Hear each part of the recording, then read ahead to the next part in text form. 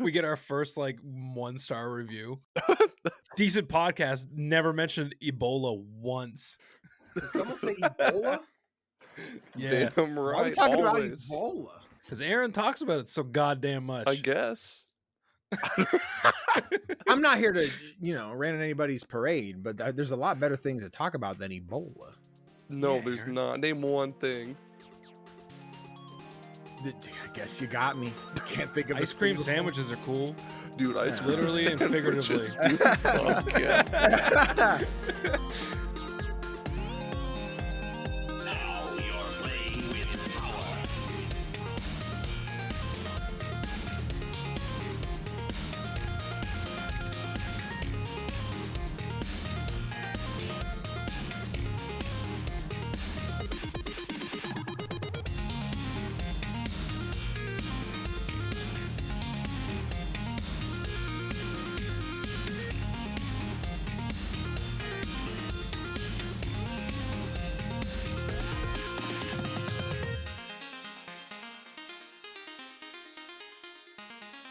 Hey, it's superpodsaga. It's the greatest collaboration of all time. It's the podcast with me and Gerry, the only one on the internet. That's how it's always going to be, right, Gerry? Yeah. If you cheat on me, I Yeah. swear to God. No cheating. Just maybe some cucking. We can try that. Ooh, podcast cucking? Pod cucking? The podcock. What does that That entail? is- Is it you guys you doing a separate podcast, and for this podcast you watch that episode? Is that what pod cucking is in turn? Like, is that how we define this? I think Holy so. fuck. I hope so. Our guest is here. CG Danny B. What's good, man? Hello, 'tis I, boy. What a time. We just popped in here and said, all right, hit go, and then just hey, here we are. We went off about Ebola. Ebola, cucking. We need to hit that third golden point to hit the trifecta. It'll come though. It'll come. Happy Pride yeah. Month, everybody. Oh yeah, it's the last day of Pride Month. Oh, is Hell it? yeah. Oh, yeah. Happy last day of Pride Month. Happy As of last day I always- Pride as of Month. this recording. I always forget which months actually have 31 days. So I always just expect I an think extra is day. it the knuckle? Is it January, Oh, you do the February, knuckle March, thing. April, May, June, July, August, September, October, November? I don't know if that actually works. I've seen people do it, but I don't actually know the rhythm to it, so I don't know. I don't either, and That's I always think correct. that there's always like a trick where like, oh, when you put your two knuckles together, that's just one knuckle. Right? Maybe or it is. something. Maybe because if it's knuckle divot, knuckle divot, knuckle divot, knuckle. I don't know. Someone in the comments, let me know. What if you're missing a hand? What then? What if Then you're I guess missing you don't both get to have hands? half the months, or no hands, no months. Guess, yeah, I Eternal guess you leap only year. live until June. your year's ruined. Oh shit! Yeah, this is the Danny, why don't you go ahead and plug your shit? Absolutely. Wait, hold on. Everybody needs Sorry, to go to fuck me. Superpod Saga. Now go, Danny. Sorry. Gerry cool. doesn't know. I don't know shit. Hey guys, I'm CGNB. I love all things indie gaming. I am one of the co-hosts for Playlog Podcast, which drops every Thursday on YouTube, all the audio platforms where me and my partner Topher talk about what games we've been playing, the indie gaming news, a lot of lists. We just did our most anticipated for the rest of the year. We're about to do our favorite games so far in 2025. And then I also make content on YouTube where I do indie game recommendations. I'm currently working on my July releases, which is definitely going to be late. And then I stream on Twitch on Mondays, Thursdays, and Saturdays. A lot of date everything these days because, man, are we horny for furniture. And then I've been playing a lot of TTRPGs across my friends' channels. I'm doing Monster of the Week. I don't know when this comes out compared to recording, so this might all be outdated. But Monster of the Week, I'm on Tales the Valiant, which is a brand new, well, not brand new now, it's season 2, but I'm a brand new character on it. So listen, we're doing all kinds of shit on the internet. And what's sleep? I don't know. Hell yeah, dude. That's I feel it. that is busy. Yeah, Might have I to just get- want to nap. Yeah, might have to get some pro. Now, let me ask you something though. Mm-hmm. Do you ever find, and this is like maybe some inside baseball to content Try it. creators and stuff, but as content creators, sometimes we always end up complaining, being like, we talk about the shit more than we actually get to play the shit. Yeah. Do you feel that way sometimes? Like, Sometimes for sure. Absolutely. There's weeks where I feel like all I'm doing is playing games, or I'm like, I'm not doing enough work. and then any other week is just like I'm doing so much shit, especially and Topher and I talk about this all the time, where we hit this like kind of shitty run of we get 8, 9, 10 review keys back to back. And it's a lot of, we started the game. Hey, I've played the first 3 hours. It's pretty great, but now I got to jump on to whatever. I'm on the last act of Clair Obscur, which like the last 3 weeks, I'm like, I'm gonna go back this weekend. I'm finishing that shit. I'm going to knock that out. And I don't have the time. Pipistrello's one I've started twice now. I've heard that's really good. I'm having a great time. I like it's kind of Mega Man-y where you can pick the two or which area you want to go when you start. Ooh. I've gone through both areas, but I've not completed the boss in either. Because I did one, I didn't get any content out of it for the podcast. So I'm like, let me stream it so I can make content for it. And then I got through that area. I still have to post that so I can submit it. So I'm just like, I've played a lot of it. I like a lot of it. I just need to finish it. But yeah, it's a ride. Just always something to play. And it's a great problem to have too much to play. Yeah. But also, fuck, when I'm just, I want to finish some of the games that I'm playing. The ones sitting on my PlayStation, I have like games from last year. I'm like, I need to platinum this before I install. I have Thank Goodness You're Here, which you will be like an chase afternoon platinums, knockout. yeah.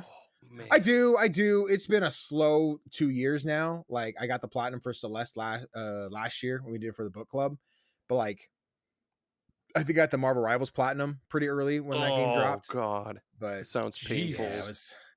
It was at times. At times, the longest one I sat on was the Wolverine trophies. Like get 3 kills your ult. I'm like, this is impossible. This ult sucks. You can't do it. And then one day I did it by accident, and that was my platinum. No I'm like, way. cool. Yeah. That's hilarious. I think the last thing it's I a time. platinum was Astrobot. Oh, what a fucking game! I What a know, great right? game. Fucking love Astrobot. Hell yeah, dude. That was an easy plat, but like Yeah. just so enjoy. Like Yeah. like the beginning to the end of that game, that journey with that game Mm-hmm. was like quite literally a 10 out of 10 experience. Yeah, it's so great. And like I'm honest with myself when I complained about Breath of the Wild. Not that I didn't like Breath of the Wild, It has but I problems. was just like, yeah, but I was like, it's Zelda, right? If that game released as just Breath of the Wild, no Zelda attached to it, it probably would have been like people are like, this is a great game, but like it wouldn't have been loved like it was. And I have to say, like, to be fair, like with Astrobot, I'm like, I love Astrobot. I love all the things it does with the DualSense controller. But if you took off all of the fun little skins of all the PlayStation characters and it was just a 3D platformer, how special would it be? It wouldn't be nearly as it would be Right. good, and it controls tightly, Mhm. but I think like 60% of what makes that game so good is how goddamn charming it is. Mm-hmm. Right? And like Absolutely especially if you incredible. have the nostalgia for PlayStation, Yep. like I do. Like Yep, I yep. have nostalgia for PlayStation and Nintendo especially. So like when I got my Switch 2, I was one of those crazy people that went and bought that fucking welcome tour. Yeah. I bought that shit because I was like I read what, like, I swear to God, dude, I don't know if you guys do this or not, but I'll see like a fucking avalanche of garbage reviews about something, and I'm like, Mhm.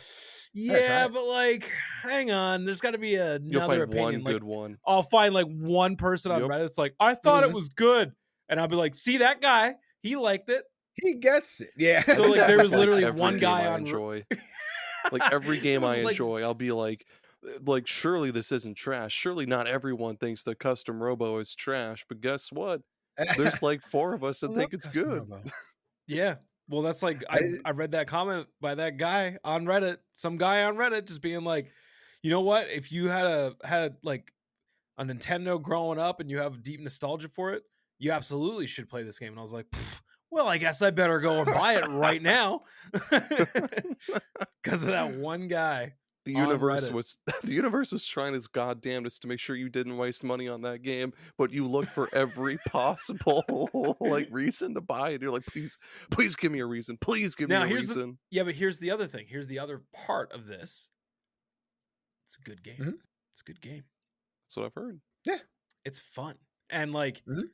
in a weird like mini game, kind of like I'm learning about the console like a fucking nerd. Like I didn't know. I got like so excited when I was like, oh, now I understand why the voice chat works so good. They have a separate chip that's inside the goddamn console specifically for like noise cancellation. That's crazy. But like who gives a shit? But I do, I guess. It's so weird where I want to be excited for that. And like in the description sounds awesome. I'm glad that exists. But I can't overlook. I'm like, Astro's Playroom is the pack-in game that's on the console, and that's a what? It's a $10 add-on game. The Switch 2 thing. I don't know how much. I don't know think how much- so. It's $14.99 Canadian. God, that's fucking 15. Oh my god, that's crazy. Isn't that crazy? But like, I can't see. That sounds like a direct that nobody would watch, but it'd be great that it exists. We're like, here's how the Switch works instead of having to buy I the still cartridge or whatever. to play. Shigeru But- still do think Miyamoto it should have been cracks it open over his fucking knee. it should have been a packet. It definitely should have been a packet. Like, Oh yeah. there's no reason why it shouldn't have been a packet.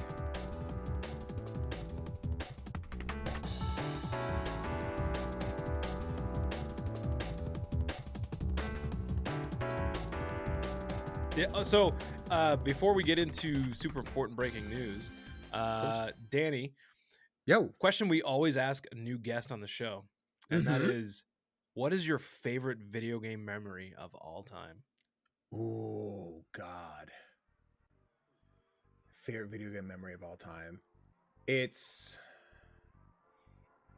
It'll be the one that got me to start streaming. I'm not a big FPS person, but I do like narrative driven ones. So if I get like a single, not so much a Call of Duty campaign, it's a kind of whatever, but like a Singularity? Far Cry. A good example. I haven't played Singularity, but yeah, in that ballpark. But like, I'll fuck up a Far Cry every time. Like, BioShock. Ubisoft, BioShock's a great one. I'm the weird case where I started with Infinite, so I go back. I'm like, man, Infinite's just way better. I like it's I get shishka fried for that opinion. But it was Titanfall 2. I remember playing Titanfall 2. Yeah. Was really enjoying it, and there's the moment where you have like the giant skyscrapers. You're like, how am I gonna get over there? And BT's like, I've got you, and like puts the hand out and like throws you across. I'm like, oh, this is such a cool moment. I remember sitting there like giggling and being excited, and I was like, damn, I wish I could see myself react to this moment because I was so giddy. And I was like, I guess I have the place. I could just go live on the PlayStation. I like started the game over and played to one viewer the entire time, which was just me on my phone. I'm like, oh, I didn't realize it got myself. Okay. But like, I had that realization before too. I was like, Yeah. oh, at least someone's watching us. Like, that's me. Yes. That's me. yeah. But like, that's where I was like, I loved like Titanfall. Like, by no means anywhere in my like top 50 games of all time or anything, but like that's such a moment in time where I was like, yeah, content creation is a thing, and I can capture these moments that I have forever. And the VOD's out there somewhere of the first time I played Titanfall 2 on stream, and yeah, I think that's a really special one for me. That's awesome. Yeah, that is a good one. Yeah, it's Fucking Titanfall. that. You know what? That's probably one of the better ones that we've gotten, because it's not only is it an amazing video game memory, it's also your origin story. Right? Yeah, it's like a start in. Yeah. Hell yeah. Aaron, it's time for some important news.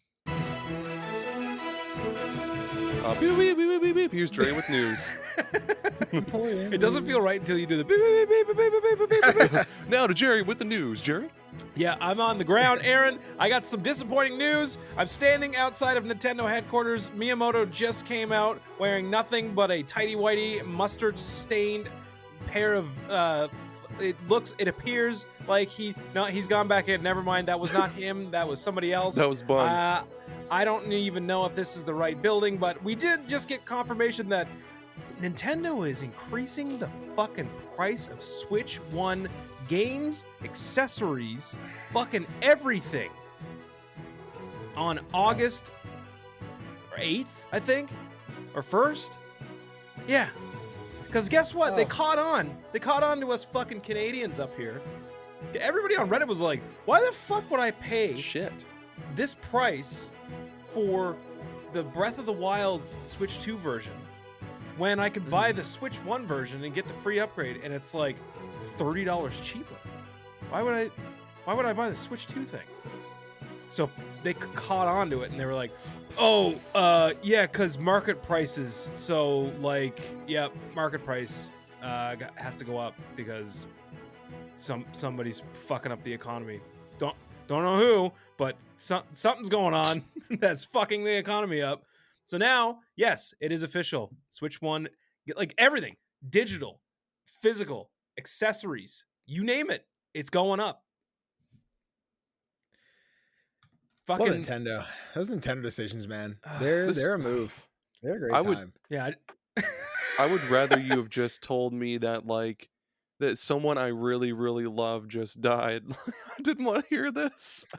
Well, Aaron, I got the other part of the news. You're just like, hey man, the actor that plays Elmo just your died. wife is dead. At least my Nintendo is the same price, bitch. What a way to live. What a time to So, live.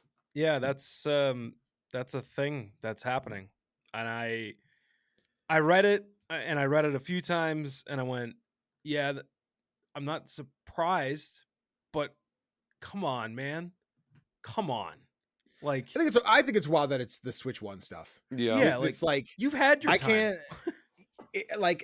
I can't say it's impossible that it's never happened, right? I'm sure it has, but I can't think of a time where I've often been upgrade right away. Like I don't usually linger on the last platform. I might keep it around just to have, like, my PS4 is upstairs but doesn't get touched. But like be like, yep, the Switch 2 is out. We have the highest prices of all of our shit. You know, the console's expensive, the games are expensive, blah blah blah blah blah. By the way, the old ones, the old console that, you know, is eventually going to be a small little shelf at GameStop because the Switch 2 boxes are everywhere. We're going to increase the prices of those too. Like, that's just absurd. That's wild. Yeah, it's disappointing. It's funny because I was literally just talking about how much I love Nintendo, but then they go and do some shit like this. You really went and jinxed it, man. That's crazy. God damn it. Yeah. So, moment of silence for the price tag of ARMS being just regular overpriced to now massively overpriced. First game I bought for the Switch. You know what? ARMS is not. It's not terrible. It's not terrible. ARMS was fine for a weekend. Awesome. ARMS was good. What are you guys ARMS was talking great. about? ARMS is awesome. I enjoyed ARMS. ARMS is fun. Okay, good. What's wrong with you, Gerry? I waited. The fuck is your problem? ARMS is great. ARMS is a good weekend. It is. Yeah. I unlocked all the characters and then I stopped. Yeah. I had a brief stint where I was playing competitively online and I was doing pretty good with the clown chick. Because she has this ability where she can block in the air, and then while she's blocking, she can move like forward and backwards. So I was like, okay, why is no one using this chick? And I got really fucking far in the competitive shit. And then there's so much, like a surprising amount of depth to that game, which I really love to fucking any Nintendo game. Like, it's just front layer, it's cute, it's colorful, it's wacky, and then there's like 16 other layers behind it, and it's like, okay, this is something that I could fuck with. I could spend like a whole like 30 entire days researching the best characters, and like, it's awesome. Yeah. Min is there, baby. Min Min's good shit too. Yeah, Min Min's good shit.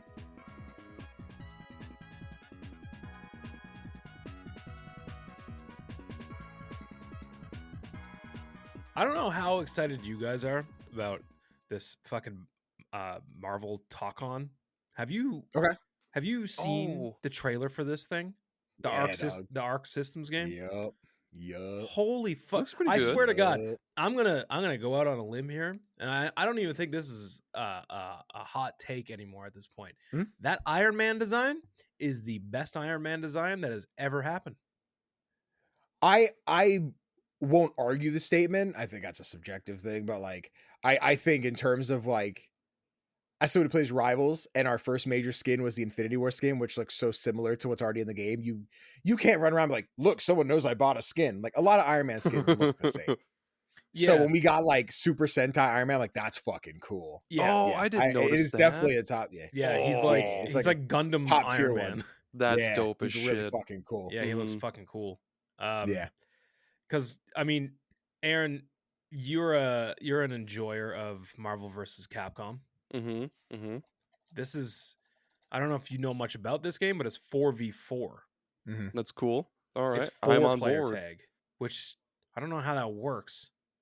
Yeah, I want to see how that transition, because usually I'm not a big fighting game guy, but it's usually bumpers to swap between your left one and your right one, or cycle in a certain way. But now it's 4, so is there like if I input fast enough, can I skip? Can I get to like my 4th one in that kind of cycle, or maybe it's? I wonder if like one is like a reserve or something. Well, I'm not entirely sure. Marvel vs. Capcom 2, 3, and I think Infinite, they were all 3v3, and it was just like like you had the bumpers, or you're like what is it, heavy punch and whatever the fuck, I don't know.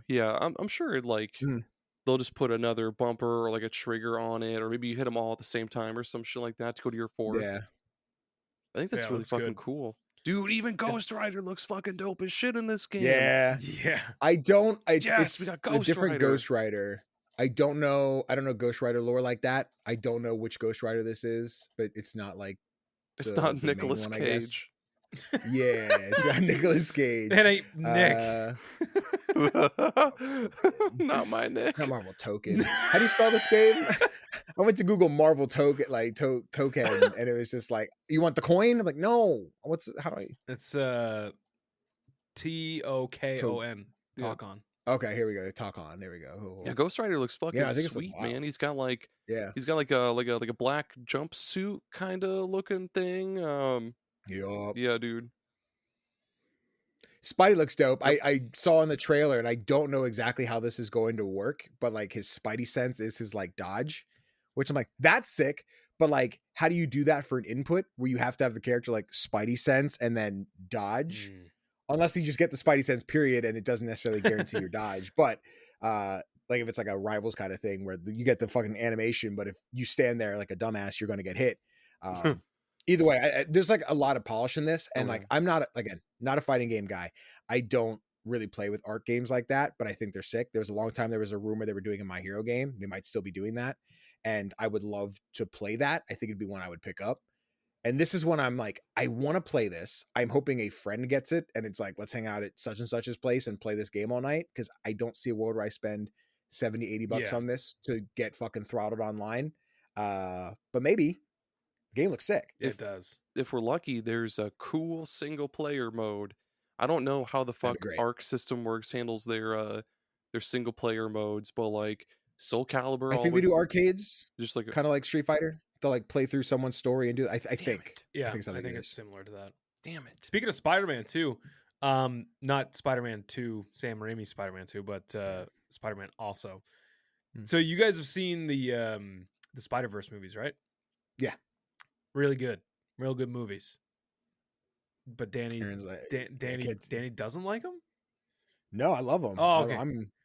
I was because it was like, you see Spider-Verse, right? And everyone's like, no, I haven't seen them. What do we? You haven't seen the Spider-Verse movies? Dude, no, they fuck. No, I'm not a big like Marvel movie guy, which is weird because I love Invincible, Dude, but like I'm not a big like. Yeah, but like, hang on for a second though. Like, I also couldn't give less of a fuck about a Marvel movie anymore at this point. Like the second something's like Marvel fucking this thing, I'm like, get it the fuck out of here. I don't care anymore.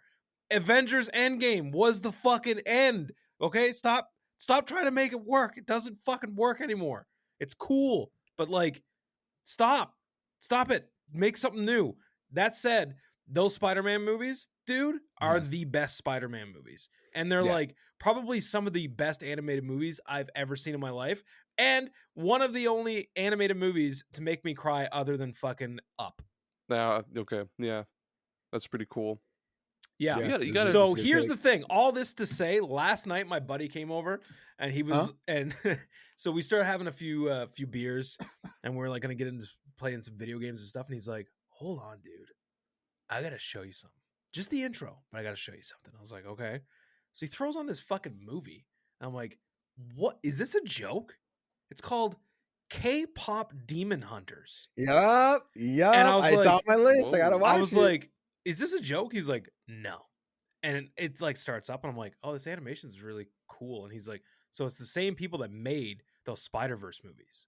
Oh, that I did. And I was like, oh, and motherfucker, when this thing starts popping up, when the first song kicks in, I was like, guess I like K-pop. This is fucking crazy. It's fucking insane. It's like choreographed chicks, K-pop chicks killing demons to K-pop. It's fucking crazy. It's fucking crazy, guys. It looks cool. He's popping up my Netflix. I just finished my binge of How I Met Your Mother for like the first time in like 5 years. Hell yeah. Hell yeah. And I keep getting the ad for it. I'm like, this looks cool. Maybe it's something I throw on. I thought it was a show. I didn't know it was a movie. dude. But I think a buddy of mine had put something on his Instagram story yesterday. I'm like, fuck, what is this? I'm like, K-pop? Okay. Yeah, all right. Dude, I'll check it out. It looks K-pop cool. and You Demon guys- Hunters. Like, you guys yeah, gotta dude. watch this shit. Like, it was charming off the bat, and then immediately just my jaw hit the floor when the song kicks in and the fighting choreography starts fucking around. Like, it was jaw dropping. It was like, it's insane to see. Fuck yeah. You gotta check it out. I have an anime recommendation for you. So, have you ever seen Puella, Magi, Madoka, Magica? It's a long name, but like, You didn't say a word. Dude. You didn't say a fucking word. You made those things no, up. look it up. It's the coolest shit ever. So it's dark. You're gonna have to say it again. I don't know what that was. It's dark as fuck, man. So it starts off as like a magical girl anime, but then it gets like almost like right away shit gets real fucked, and like all the magical girls are getting eaten and killed and like torn apart and shit. And then so it's called Puella, Magi, Madoka, Magica. Put that in the notes, please. Okay. All right. Here's what I'm gonna need from you though. Yes. Because I am getting press emails about a video game version of this or something. I guess. Or maybe they're just about the show. I have no idea. But every single time I get one, I am not interested. So I just delete the email. But I'm looking at this, I'm like, okay, I have seen this everywhere. Why should I care? Why should I give these emails the time of day? Because I'm like, okay, hold on. Someone else on the planet knows this thing exists. I'm getting emails about it, and I'm just like, delete. Wait, you're It's me. actually getting emails about this? I'm getting emails Puella? about a game or something. I don't know exactly what That's it is. But such a it's crazy this coincidence, pink-haired though. girl. This pink-haired girl is in my email like every other day. That's Aaron, is Madoka. it, like, did you discover this through like a phishing scam or something? No, I wish I did, but no. Aaron's like one of the top fucking contributors to making the movie. So- Puella, Magi, Madoka, Magica, Magia, Exedria. I don't know what the Date fuck. officially announced. I don't know what the fuck. Skip that. Skip the game. Just watch the show. Watch the show and the It's, movie. This one's a mobile game. No, don't play it. Don't do it. Don't do it, Danny. for the developers of go this watch the game, show. leave Danny alone for fuck's sakes. No, just watch. Listen, to be fair, it's not that I'm like not interested in your emails. I'm not interested in your emails about this particular game. Yeah. I'm really sorry.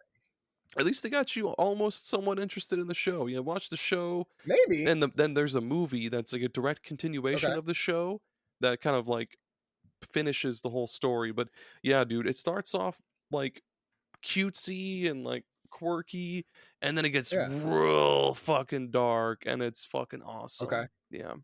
If you love dark shit like this guy, you can't see my Maybe. finger guns, but it's right up your alley. Bang. You got shot. Your I'm finger sorry, guns Chad. are up my alley. Please remove your finger guns from my alley. Sir, this is a public space. Please remove those finger guns. This is a family restaurant.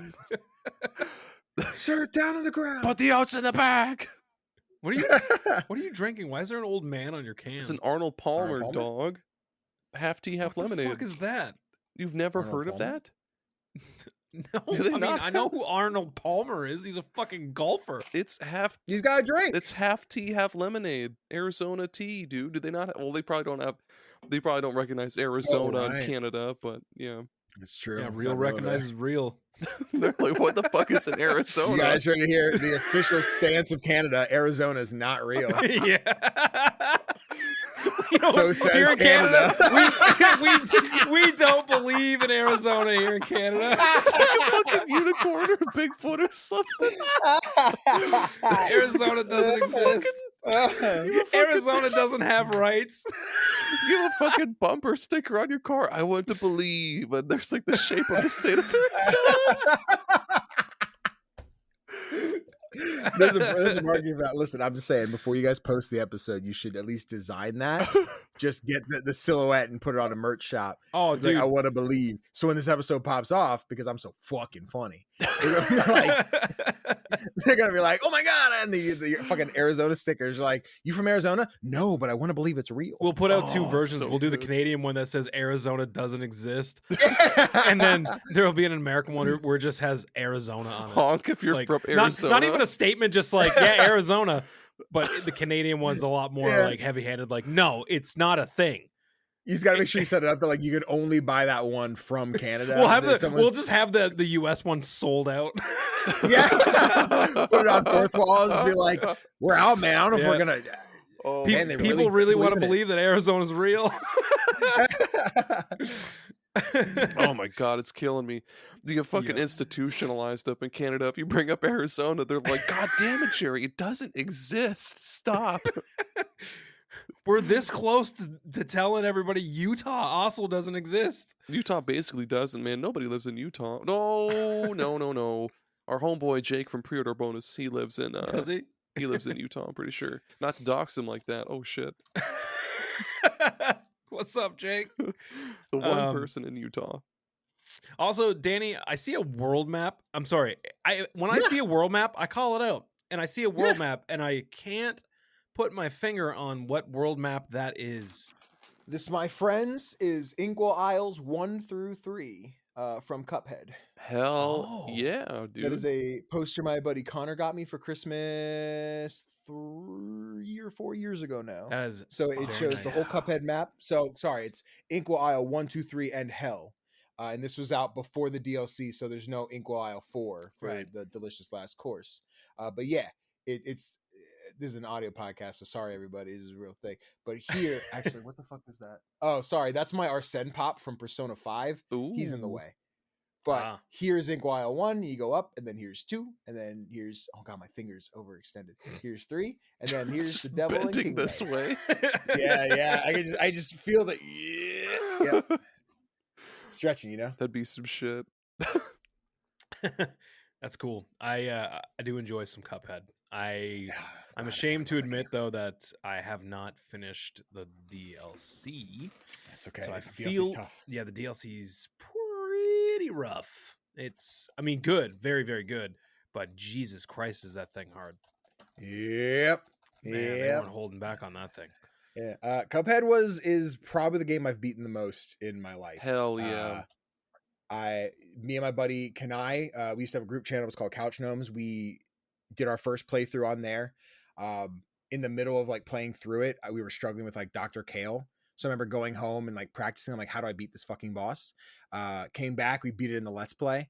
I did a brand new playthrough when it came to Switch. I had beaten it on Xbox. It was the Xbox. It's Play Anywhere now. I forget what it was called then, but you had the PC and the whatever version, like back in 2017. Beat it on PC. Came to PlayStation, platinumed it, and then for stream, we were like, guys, we finished the story game we were playing, but we still have an hour left. We want to speed run Cuphead, and then we would just start the game, beat the game. Thanks for watching, and then Holy shit. call it a day. I really like Cuphead. I'm God out of damn, practice. I'm dude. sure it'd probably take me like an hour and a half, 2 hours to beat it now, but you That's know, on a good insane, day. though. So you say Yeah. you say that like it's nothing. Like the way you're saying, you're like, yeah, pretty garbage I these was- days. It'd probably take me fucking an hour and a half to play a game that would take Gerry probably 6.5 hours to figure out how to beat the fucking last boss. That's pretty bad. You know, we just got to humble ourselves a little bit. I pride myself on being kind of ridiculously like almost Twitch-like reflexes with Mega Man. Okay. Like I'll toot my own horn about Mega Man. Yeah. So Cuphead is like this natural, like I Sure. gotta play that. Like I gotta play this game because it's that Absolutely. type of thing, right? It's that precision, tough as nails, like platformer. Cuphead is different though because it's like so boss rushy and even like the levels. Yes, absolutely. Like I remember getting that game and going, oh, I thought there'd be more levels. But then Right. eventually I was like, oh, I don't care. Yeah. Because the bosses themselves are so like cool. they're a level themselves because like it's so many different phases and shit like that. Like, yeah, it's just oh god. So you kind of like Cuphead. A little bit. Just a A little little bit. I do like Cuphead a lot.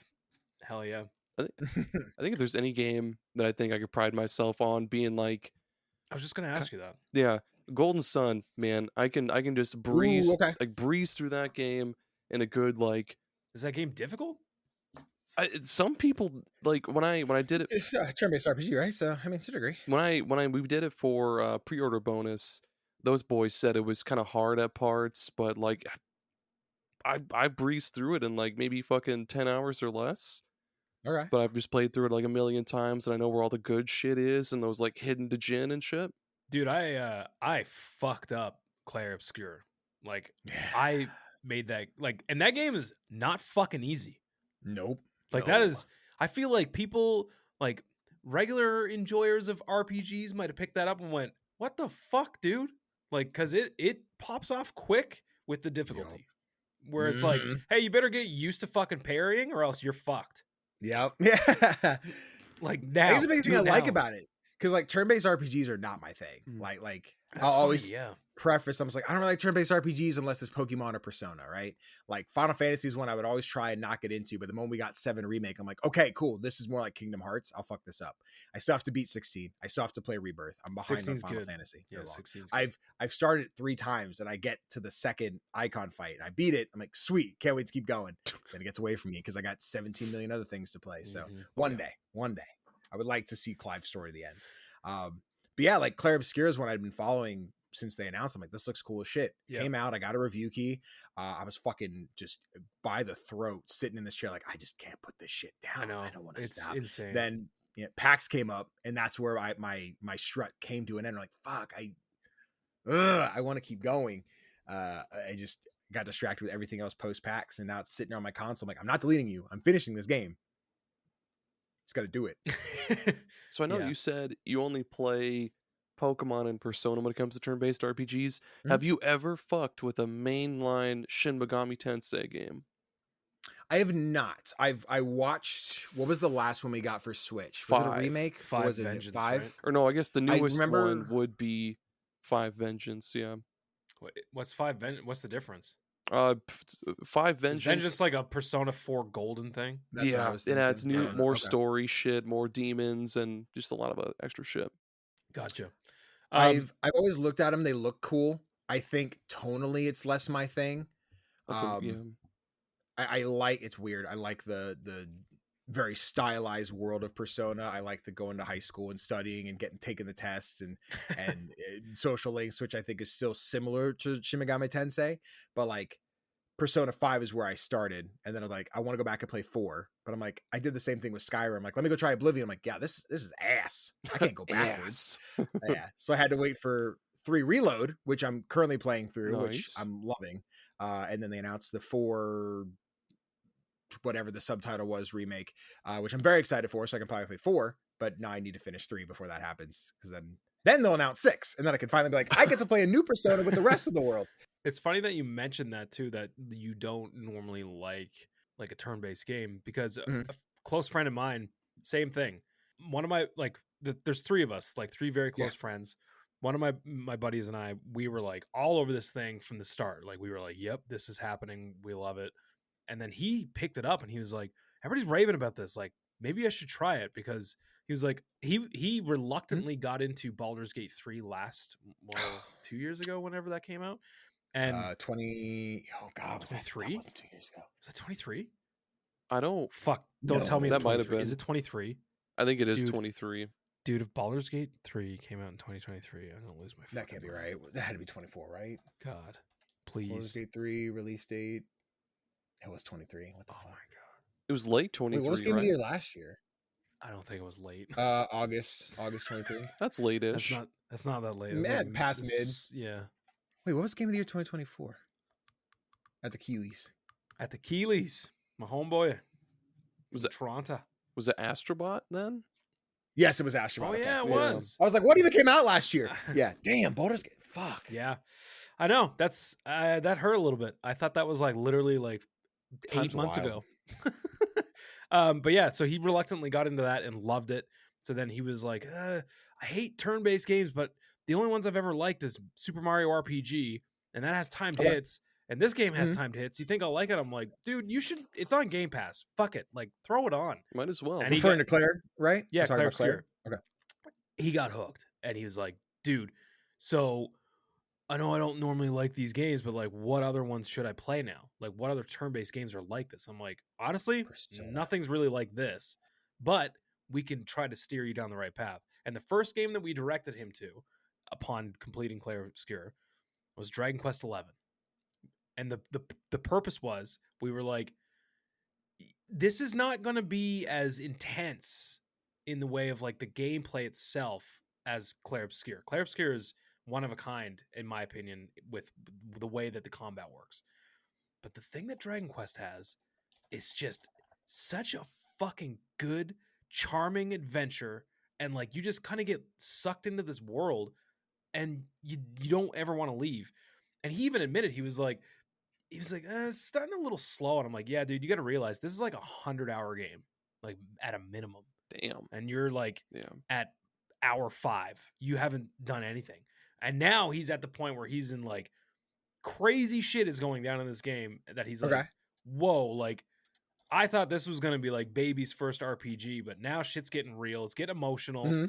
And like, yeah, he's all the way in. And now he's like, okay, where should I go next? And me and my friend have both agreed the next game has to be Chrono Trigger. Okay. I don't know. Like that's I can't, the lineage for turn-based games for me. I can't attest to it because I haven't played Chrono Trigger. I am in the spot where I'm like, if you give me the Final Fantasy VII Rebirth of Chrono Trigger, I'm all the fuck in. That'll probably be the way I play Chrono Trigger. You should. Which I know. I get it. I understand. You're gonna make Aaron stamp his foot. This is what's gonna make it you need worse. to step on that Shin Megami Tensei 5, man.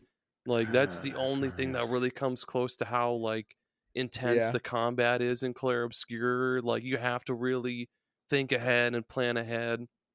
Not like there's no parries or dodges or anything like that or timed hits, but dude, like every battle is so fucking intense.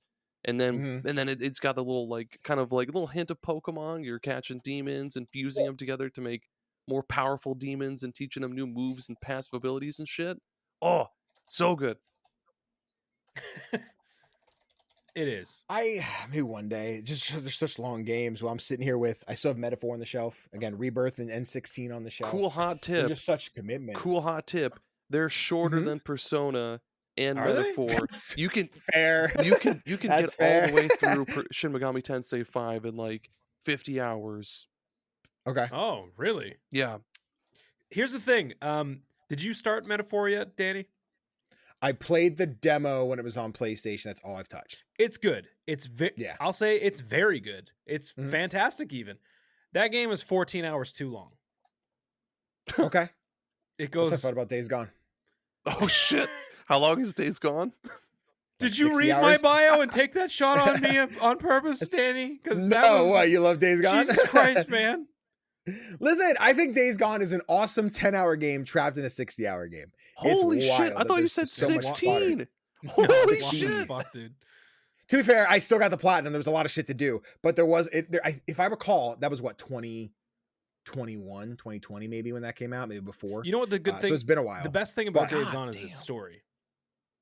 Yeah, I That's think the best story beats, and it sucked because a lot of them were taken out of context, like the promise to ride me as much as you ride your bike. I'm like, that is really fucking cringe. But I forget there was the like, someone said it like genuinely, and then she said it jokingly, like, oh, she was referring to the other thing. I think was the case. Again, it's been so long. I'm like, okay, it was a little more endearing in the context of the story. Yes, out of context is just a clip. I'm like, yeah, it's really fucking cringy. Please don't. I don't know why you had to record that. I did enjoy the story. I really liked the 10 hours of Days Gone that should have been Days Gone. And the horde fights are really cool too. I love doing all of those. Yeah, it was a fun thing. But yeah, I don't know if the game needed to be open world. I think that's not at all. That's my complaint in the last 5 years is, does this need to be open world? I don't think everything needs to be open world. You know what my favorite is, and I've said it a million times, I really enjoy a semi-open world. Give me like in Clair Obscur, you know, you got the world map, sure. That's not that's not really that's more my speed. Fill it full of like a nice condensed, tight, like every little nook and cranny is explorable. Like I want to look under everything, but give me like areas that are a little bit open, not a giant interconnected map. I don't need that anymore. Yeah, I feel like massive open world games like that. Like there's certain like exclusions to what I'm about to say, but for the most part, a lot of them just feel like a cliche of like the 2010s. Yeah. Okay. Do you know what I see you. mean? Yeah. Yeah, like a lot of the time they're just devoid of anything like meaningful to do. It'll just be like, oh, look at this house. You can't go in it or do anything with it, but it's a house. It's just there because it's an open world and there's lots Like of Pokemon houses. Scarlet and Violet. Yes. Oh, Dude, okay, so here's the thing though. I just want to I say hate them. I am playing Violet right now, Mm-hmm. and I do really, really like things about Violet. Oh yeah. I do. Yeah. I do. There's a lot of things that I love about it, but they fumbled the fuck out of that world. Yeah. Big All right. time. Cool. Yeah, I was gonna say, I'm like, I was waiting for you to just end with just like, yeah, dude, I love that game. Like, let me tell you why you're wrong. So I love like 20% of Scarlet and Violet. I love all the new Pokemon. Yeah. I know everyone's got their bitch fits of like, these Pokemon suck. I will go to my grave saying Bruxish is an ugly ass fucking Pokemon. I know it's meant to Fuck be. We shouldn't have Bruxish. made I'm that there one. with you, bro. Shouldn't exist. Fuck right? Bruxish. But like, and I know a lot of people out there don't love my Scovillain. That's my baby, my little two-headed pepper. They're I wrong. fucking love that little guy. He's amazing. I love Scovillain. Yep. That being said, coming off the heels of Legends Arceus, Legends Arceus, right? That we love. Arceus. And I was saying Arceus. Everyone's like, is it Arceus or Arceus? That's Please. okay. But Sir, I'll have your finest Arceus. your finest Arceus. I loved shiny. I don't do shiny hunting, but doing it in Legends Arceus, I'm like, oh, this is fun. This is a new way to do it. And people complain it's too easy, blah, blah, blah. Great.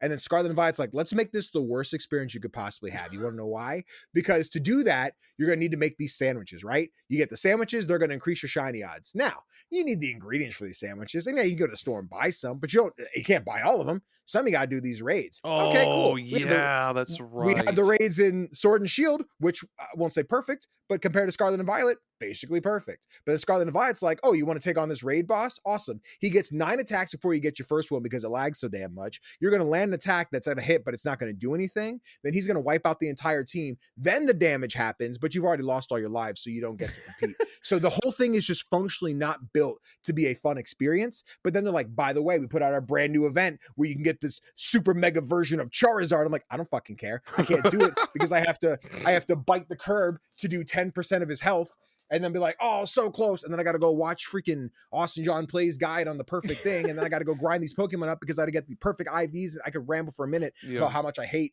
fucking Scarlet and Violet. I get so frustrated thinking about how Scarlet and Violet was like the opportunity to do something really, really great. Yeah.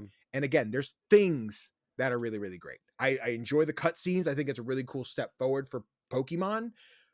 But that's a really unfortunate thing to say that in 2022 was our first like real venture into what Pokemon could be at this point. And we're just, I don't know if it's a Nintendo or a Game Freak or a combination of both thing where I'm like, fuck, Pokemon should not be this lazy.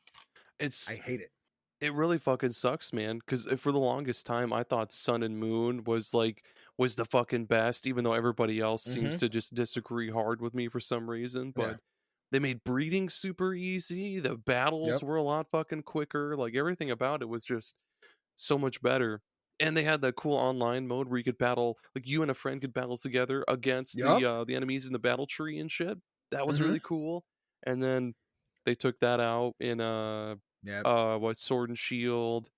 Yeah, sounds right. Yeah, Scarlet, fuck. There's been great stuff. It just, fuck, it was almost so cool. Like, I love exploring the world in Scarlet and Violet, except number one, there's nothing to look at.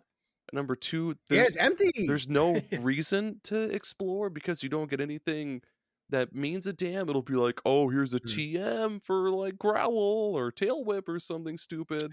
That's the other thing, is that we stepped backwards with TMs. TMs became permanent. You just had that in your bag and you used it. But now I'm like, oh, cool, I got Hyper Beam. I can't wait to give this all my Pokemon. No, it only works one time. What is this, 1922? That's way before. Oh, yeah, because like, that is so frustrating that TMs are one-time use again. Isn't it? That is so idiotic. Aren't there like 2 types of TMs? There's like... Some. So there's like the the HMs, which you don't use HMs anymore, but there were some TMs that were consistent, but some that weren't. But I think it was like I forget. I hated Scarlet and Violet. I've wiped parts of it out of my head. Oh yeah. Me and my buddy are gonna do a Soul Link eventually. We want to do a Soul Link of Scarlet and Violet, but I think that maybe the last time I ever played that game in my life. Yeah. It is so frustrating that it exists. It was the good moves that were like the temporary one use ones, and then all the like the kind of like mid to shitty moves were the ones that were permanent or whatever. Tail Whip, use it whatever you want.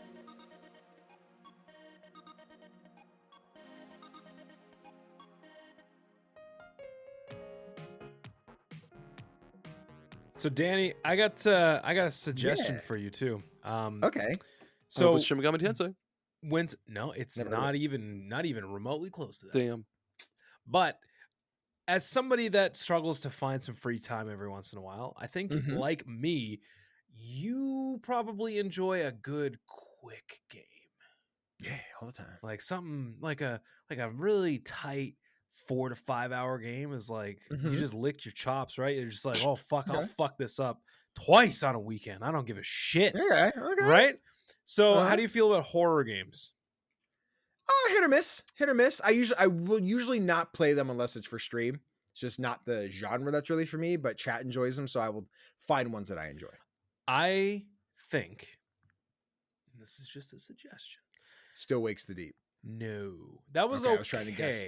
I enjoyed that one a lot, but also I have the whatever the fucking fear of the ocean is. I fucking hate that word. I fucking hate the ocean. Oh yeah, the ocean it's sucks such a cool game. ass. Yeah, the ocean's not cool. I derailed anyway. Yeah, it's not that. I would suggest that you play Faith, the Unholy Trinity. Yeah.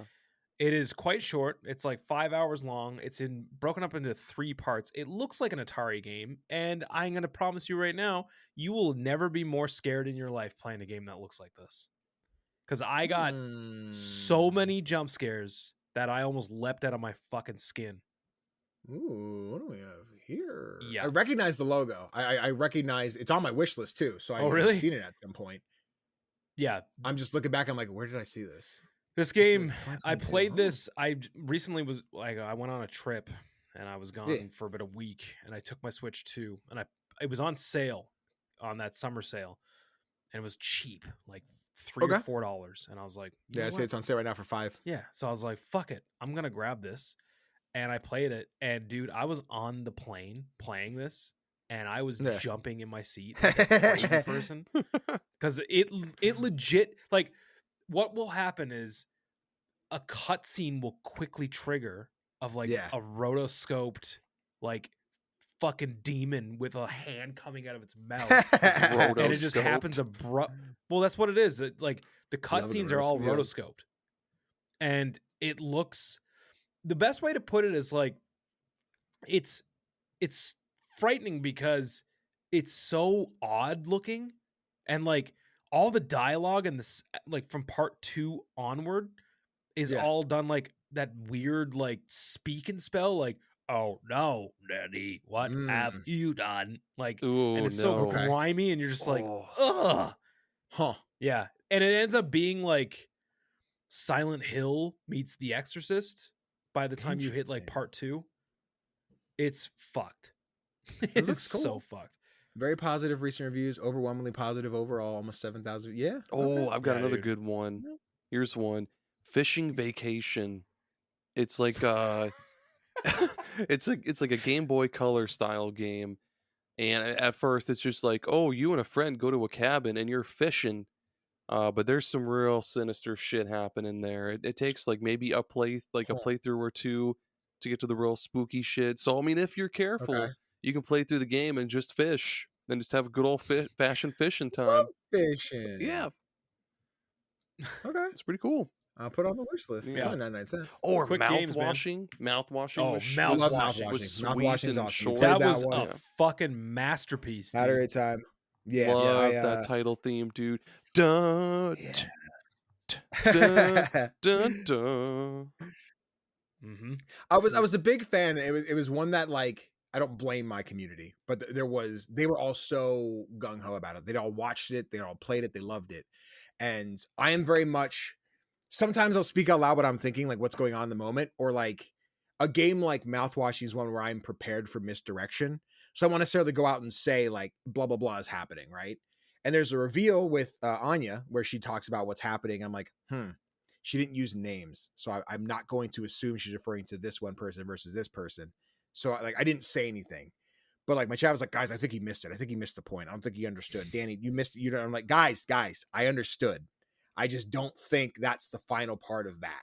But it was a lot of like, not make Danny feel dumb, but felt like Danny didn't have any media literacy because he didn't immediately go, I've seen everything you guys have watched 14 hours of behind the scene videos about on YouTube because you watch Matt Pat talk about the mouthwashing. I'm like, because I didn't have that in my 3 hours of playing the game one night. I was like, guys, shut the fuck up. Let me go for a second. Yeah. Let me experience the game. And like not take away from mouthwashing. I had fantastic time. It's amazing. Topher and I were part of the Indie Game Awards nomination crew for last year's awards.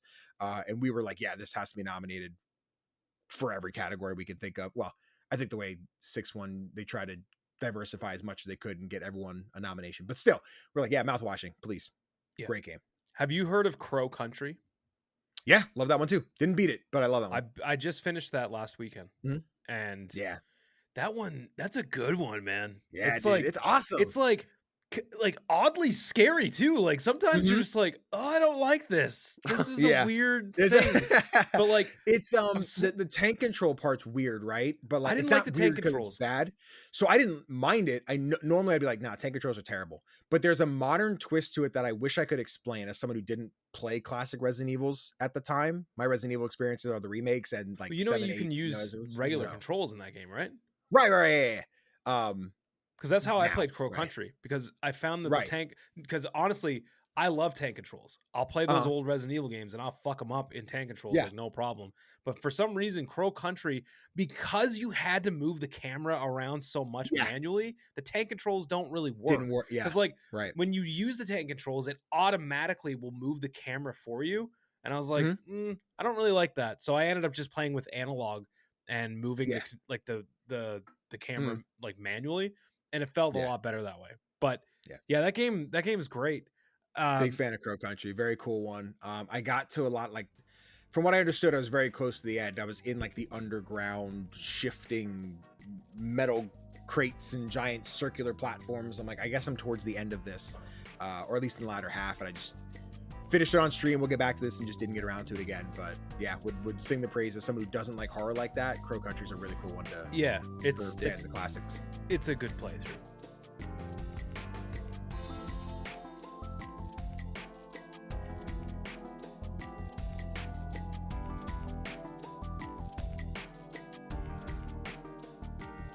Aaron, I texted the group chat today too that I bought more.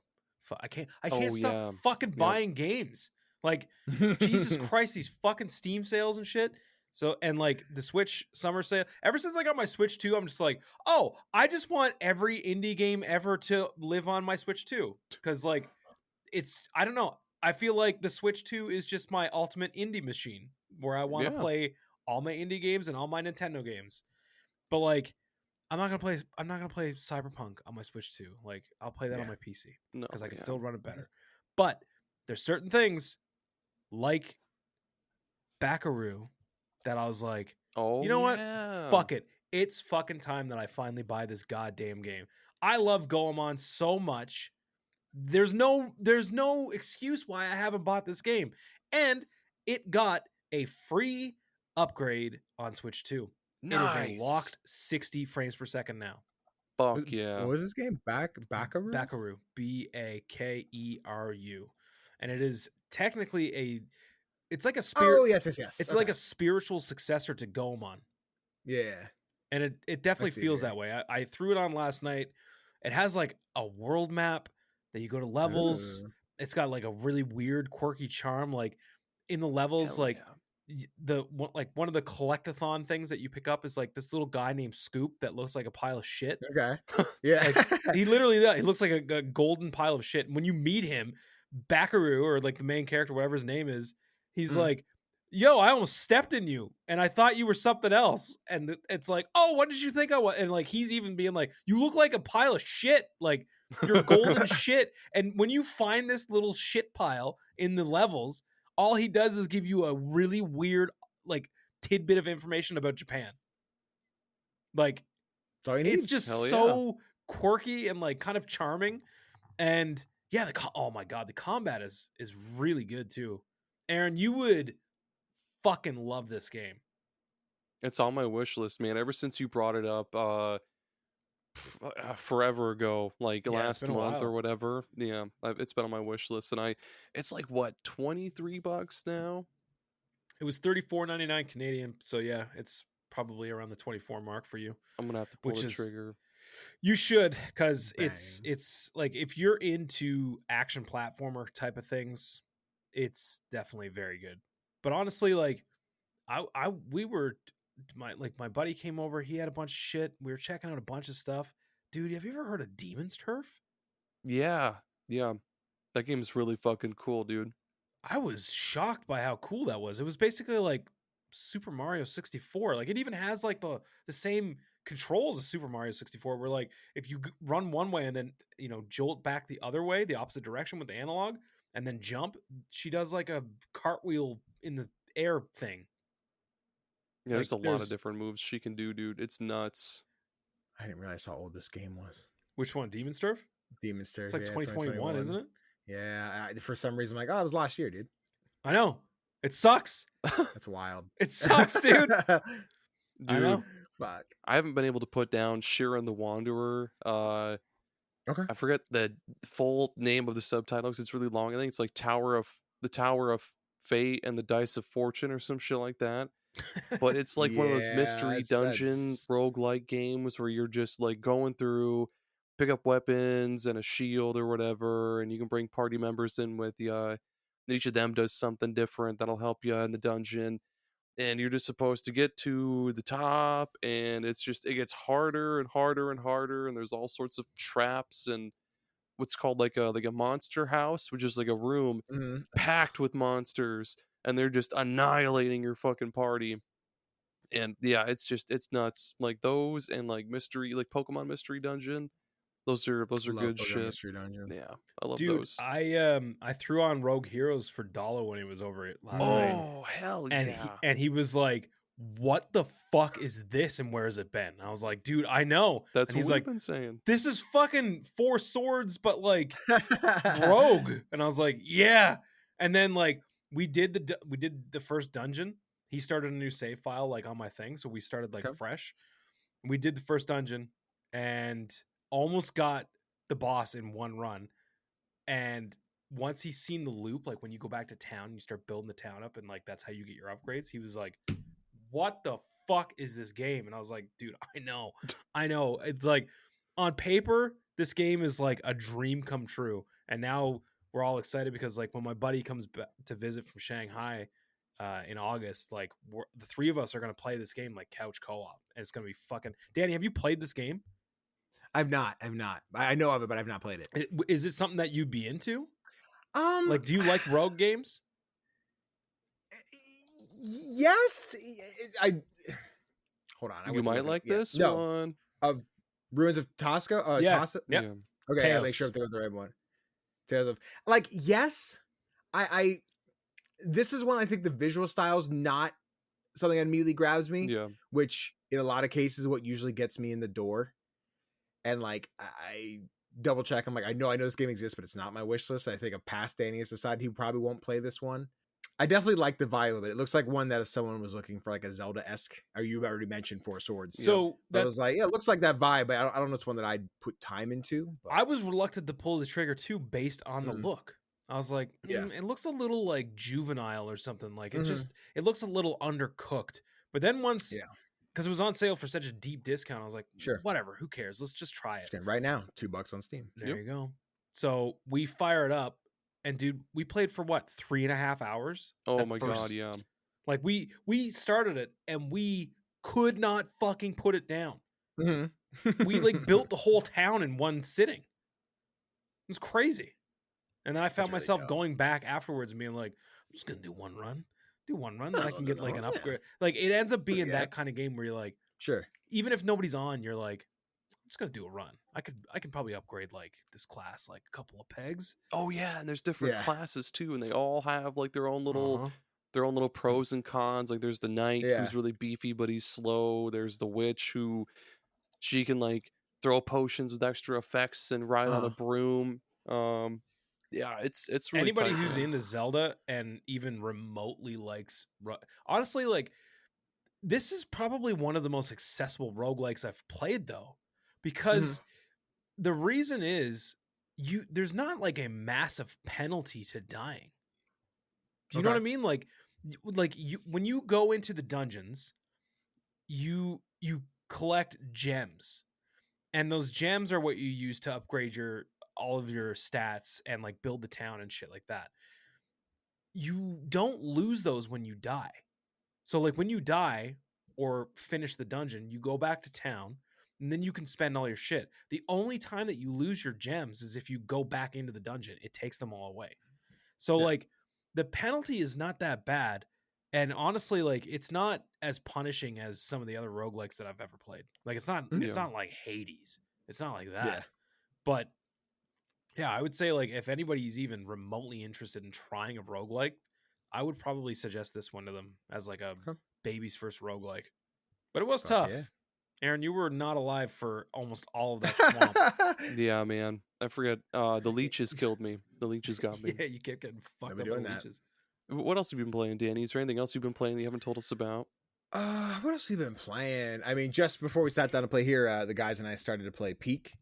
The new one from Aggro Crab and Landfall.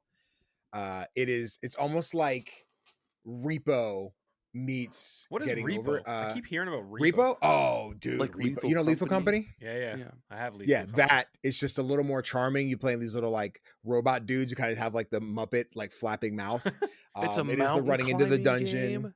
Oh, yes, so Peak is a mountain climbing game dude. where it's you and 4 friends. You're climbing up a mountain.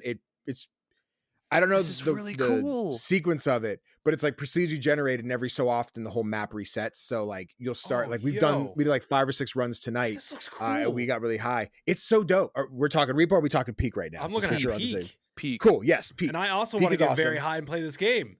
Yeah, it's really fun. Damn. It's the proximity chat thing where we all got a Discord call, we muted, and we're talking in game. The environment changes things, so like as you're like roaming through caves, it gets so disgusting. We had to turn each other down a little bit, but it's like and it's like it's echoing throughout like caves. I'm like, homie, I don't know what you said. You have to whisper that one. He's like, sorry, hey, there's a thing up here we can climb up. And it still echoes. Like, all right, cool. I understood your sentence that time because you whispered it, and it's. There's items you can pick up. You take damage, which then depletes your stamina. Please, it's great. The game is awesome. Had a blast playing it tonight. Me and my buddy, so my buddy Nerdstorm came to us like, hey, do you want to play this? Me and my buddy Chris hopped on. We got our buddy Connor as a 4th.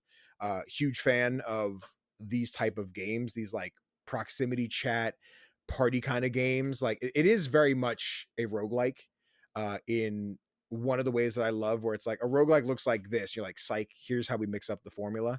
And the fact it is a mountain climbing adventure that will change. You'll go to load up the map and it's like, this is a brand new map. It's not like your Call of Duties where you pull up. Yep, we always have the favela. We always have, firing range. Like it is, the map will change and you and your friends are going to try to climb to the top in a brand new way. Not each time, but each time they recycle the map. It's really dope. I had a great time with our 3-ish hours we played tonight. Died a lot. But like if you have a friend gets up who has more stamina and you're like a little less, you can like climb up behind them and you can like use the right click to like grab their hands. They can like pull you up. If you pick up items, it increases your weight, which takes up your stamina bar. So you have to like kind of use items or drop items, or if your friend has the backpack, put them in there. So you're kind of sharing like who's using what space. There's an additional stamina bar. It's like energy. So if you use up your stamina, it'll take like a reserve bar, which won't recharge, but it will prevent you from just falling and dying. We've only made it to the second area, so there's probably so much more to explore. I don't know how tall the whole world is, but like it's just a gas. It's just that goofy, like be loud with your friends and scream at each other. Like the amount of times we're like, all right, we'll see who can get up there. And in the distance, you're like, and you just turn around, you just see like one of your friends just plummeting down. I'm like, bye, Chris. Got him. Oh man, this sounds amazing, dude. Aaron, this would be crazy. I just to do bought with it. Greg and Beth. Yeah, did you? I did just buy it. Yeah, Run it. Totally, do it. Totally tell Beth and Greg to buy it. Yeah, this is yeah. It's so cheap. I love Yeah. what they're doing with co-op games now, man. Like Yeah, for the longest they're time, great. it felt like co-op was literally just first or third person shooters, and that was it. Now there's Yep. puzzle games, there's fucking Yep. like rock climbing roguelikes, there's games like Repo and Lethal Edge where it's like, Yeah. or not So Lethal I have a Edge. And this is question why I though, stand Danny. indies, dude. I have a Yeah. question. Can you Hmm? beat peak? I assume there's an end, like you could reach the top of the mountain. I've not watched a lot of people play. I've seen like the goofy clips of friends dying or, the dumbness happening, but tonight's the first time I really put any time into it. We've only made it to we made the first, not even a checkpoint, like milestone. There's like statues where like if your friends die, you can go there, talk to the statue and it'll revive everybody who's died. We've gotten to that and now we're in like a jungle area, but we keep getting to a point like, I don't know where to go from So is here. there like saves? As of right now, no. It's the roguelike thing of like So if you your get the party jungle dies, you area, then lose. you're done. Like, if you die there, you'll restart. So you drop down into an airport. It's you with your passport. Like, all right, let's start the level. Like it's like you compared to Hades, right? Like you die, you come out of the pool of blood, you run in, go to the portal, start your next run. It's basically that. You climb as high as you can get. If three of your friends are like the amount of times tonight where three of us died and our buddy Connor's the only one like patiently going up. He's like, I'm not sure where to go. This might be the way. And then he climbs up and then like a mushroom pops, which blows him off the wall. And then he just plummets a million feet. It's like, okay, well, he's dead. We're starting over now. You see the impact, bam, it's over. So you start over. You're all fresh, no inventory. You spawn on the shore. There's a crash plane. You pick up the instruction guide. Usually there's one or two items that'll spawn, which will get you started. There's briefcases all around that give you pythons, which you can use to, hunker down and recharge your stamina. There's ropes. As you get higher, there's like a chain gun. So you can like shoot a chain across and climb over it.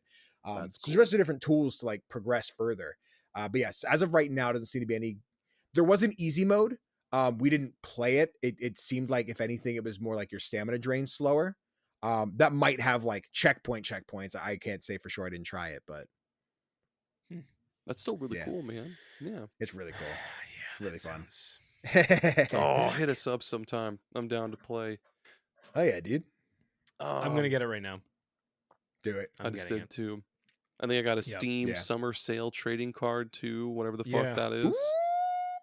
Probably it goes in an inventory that no one looks at. Yeah. I have so many of those Steam like purchase points that I never, and I think you get them for review codes too, just redeeming something. So they're always Oh. like, you want to go to the Steam like point store? I'm like, what can I get? Like, you want a border? I'm like, a fucking, huh? I think I have a Moonlighter border on now. I'm like, I don't need another one. I don't need to change anything. I just leave this one on. Yeah, I bought like a green goopy slime one, and I've had that since I got my fucking laptop like Yeah. fucking 4 years ago, and like that's all I need. That's all we need. Don't need to change anything. I just bought Peak. It's Yes. Let's installing. go. Oh, it's the end of Welcome. an era.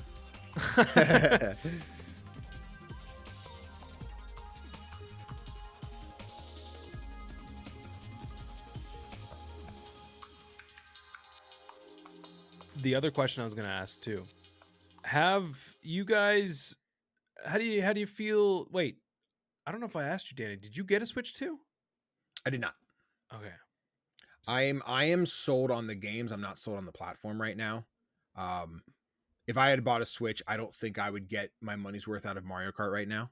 Just Yeah. like if all four of my friends or all my group of friends had Switch 2s, we're all playing Mario Kart, maybe. But I would essentially be getting the console to race in Mario Kart when I'm like, I go downstairs and play my indies instead. I really want to play Donkey Kong. I Yeah. gassed out for Kirby Air Rider. Like Yep. I love that as a Fuck kid. I'm yeah. very excited to play it again. I will hopefully one day get a Switch 2 and then just pile up on the games. It's a Nintendo tax. They won't go down in price. But pick up those games at some point and play those on the Switch 2 later down the line. But Hell yeah. we'll see. I got my Steam Deck right now. It's hard for me to play Nintendo stuff. Yeah, Steam Deck's good. I started playing Is This Game Trying to Kill Me recently. Okay. Yeah. I What love that the game. fuck? It's pretty decent. Like it's Love that game. it's kind of like I don't want to say Inscription. Like it's kind of the first thing that you think about when you throw it on. Yeah.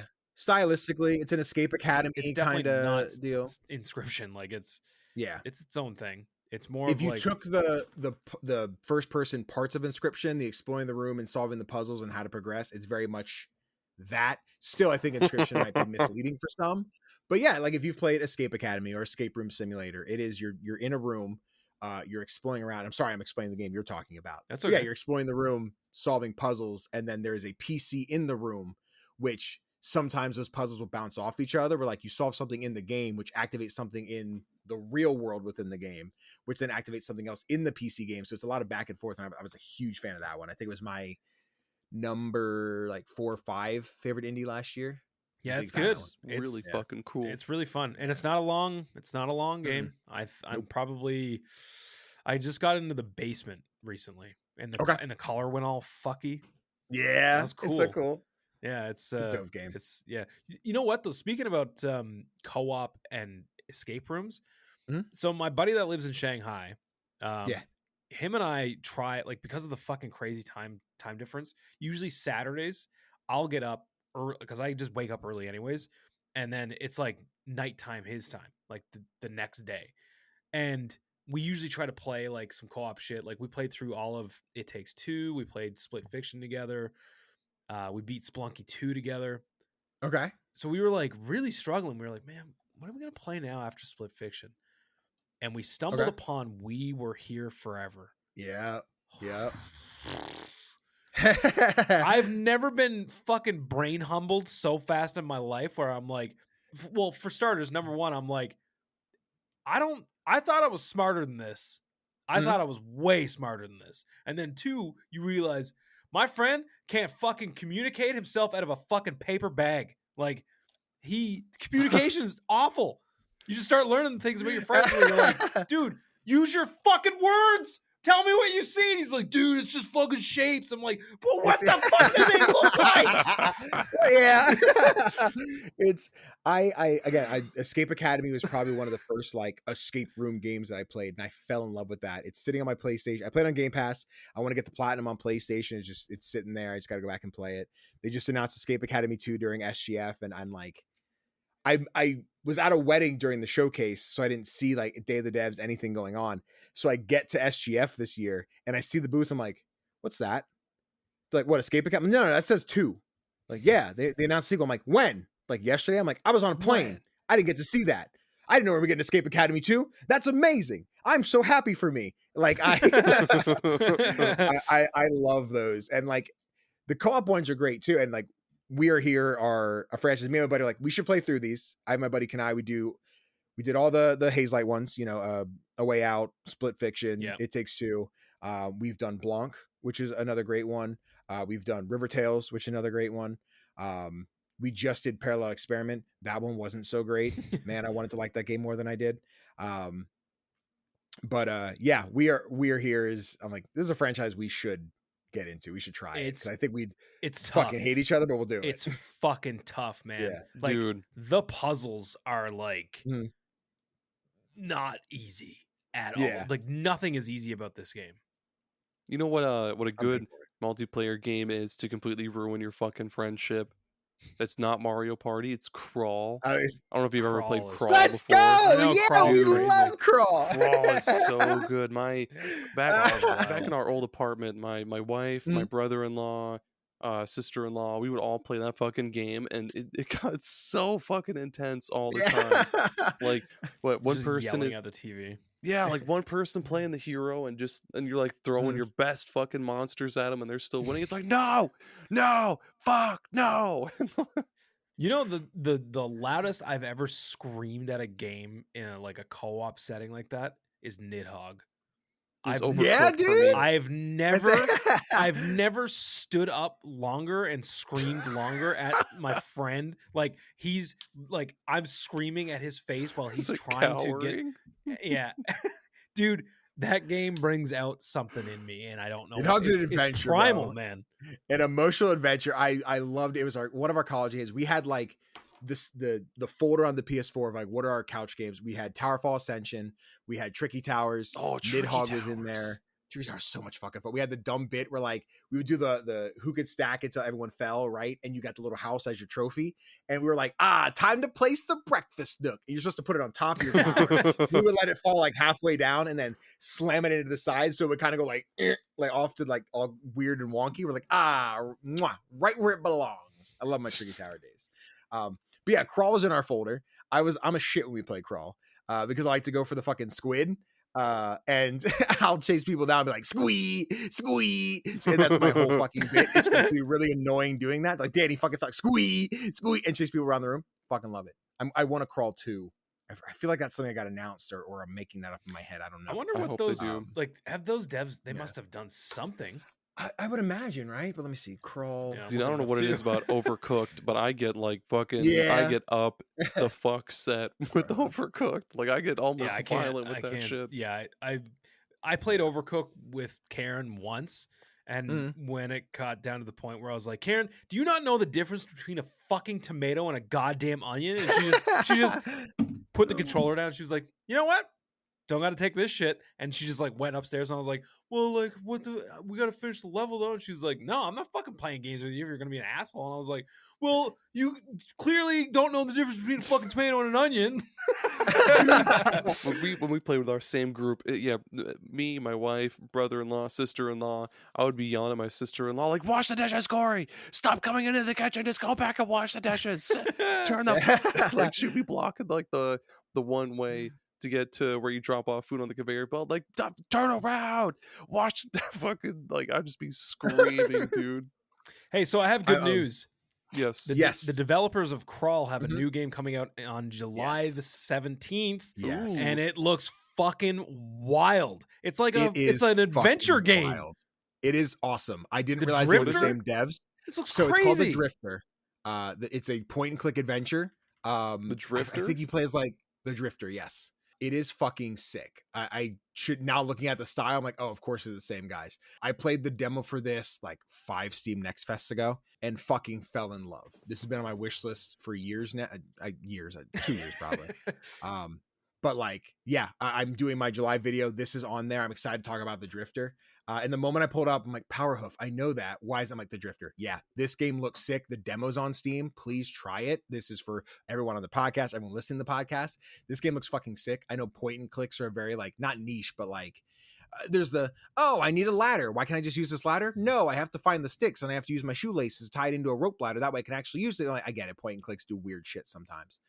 The Drifter was awesome. It's very grungy. It's very dark. Like I said, I want to say it's like a homeless man trying to solve a murder mystery type deal, or maybe it's just a detective who looks as all homeless men do.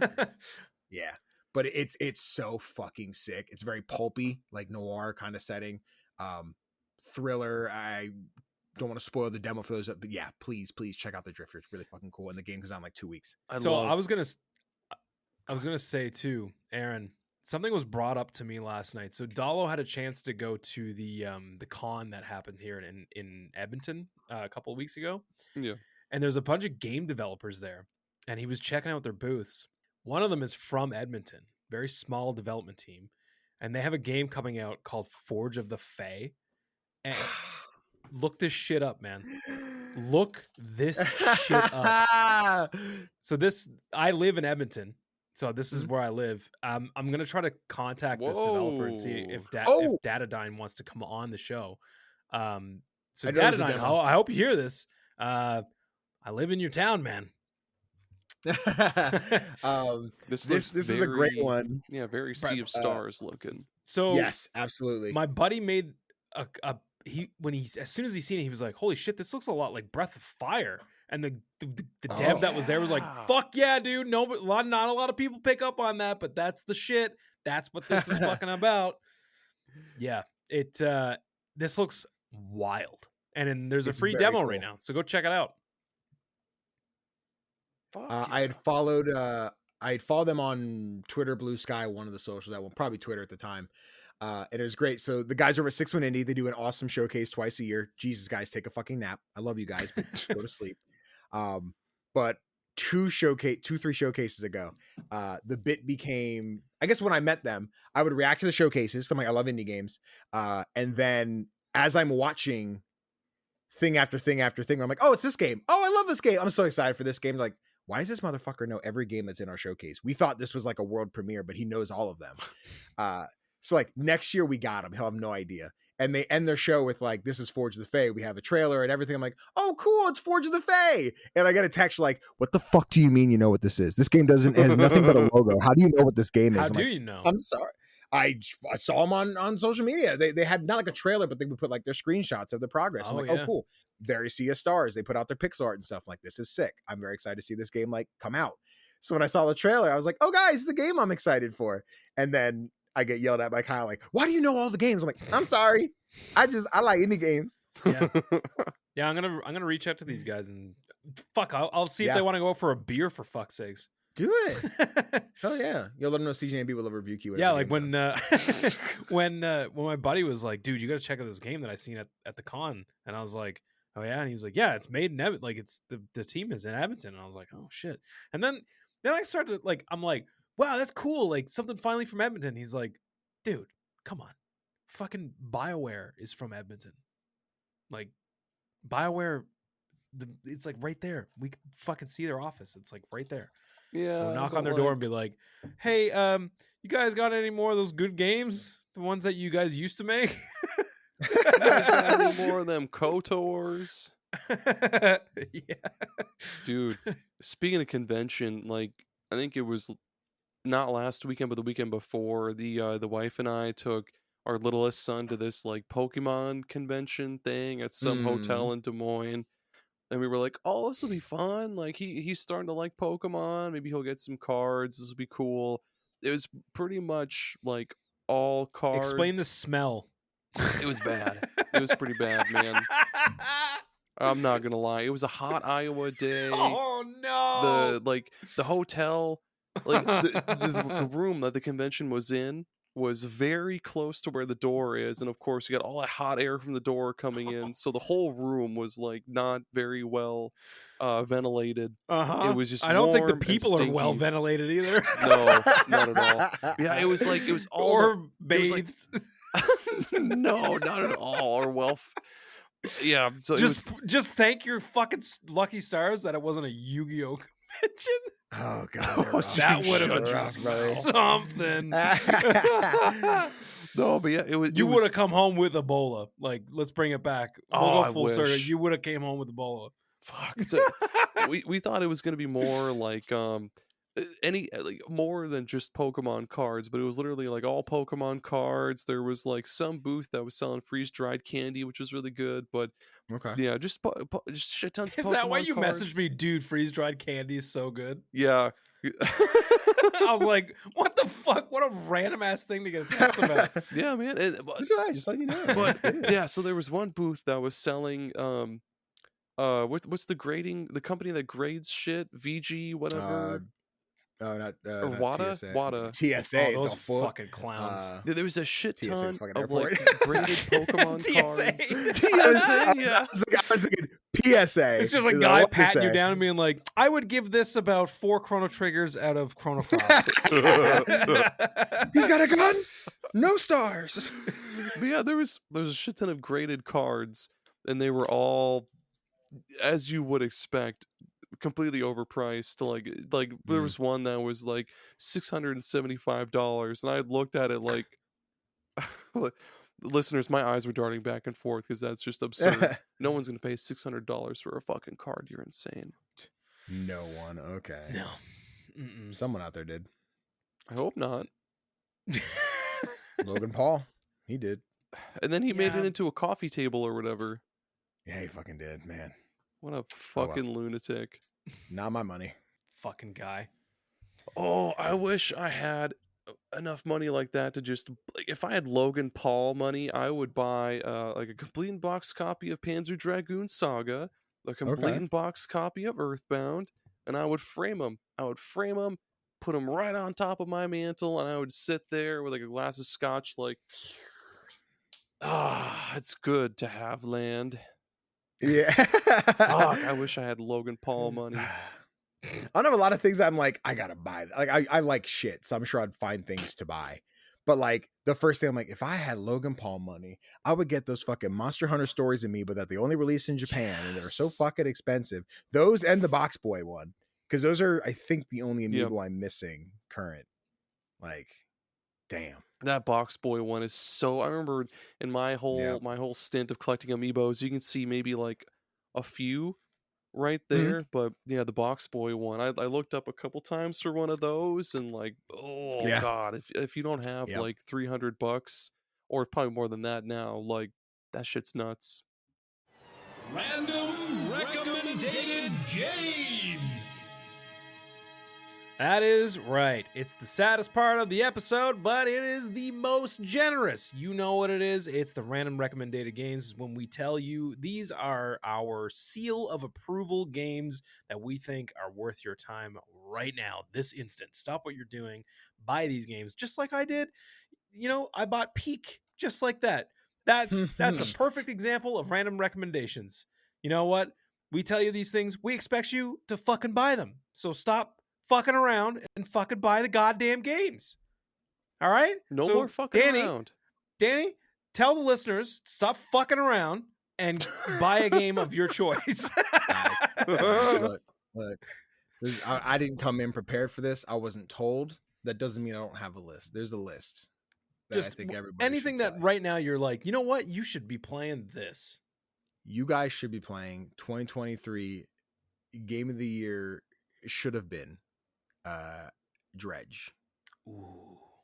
We've Dredge heard is that. so fucking fantastic. Yep. God, I love Dredge so much. I lost so many hours to this game. I'm like, time to go to bed. Just kidding. What if I went fishing for another 4 hours? What if I went and visited this brand new island? I can't get in there because I need this new item.